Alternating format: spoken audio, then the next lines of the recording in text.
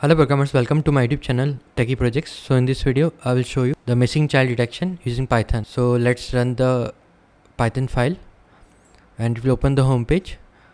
You can add the child, you have to add the details: name of the child, age of child, mobile number and email address.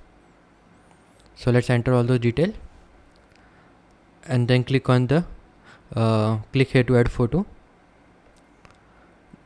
So you can add the children photo. I'm entering all the demo details.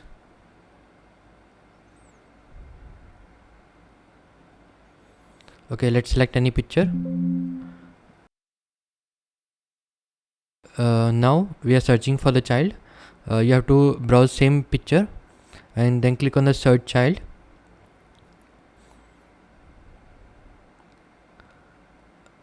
It will take a bit time. Let's open the mail and it will found the picture of the particular missing child with the date and time. So just click on the go back and this is the complete project. If you're in doubt, then you can comment. Thank you friends for watching my video. If you are new, then subscribe channel and share with your friend. Thank you.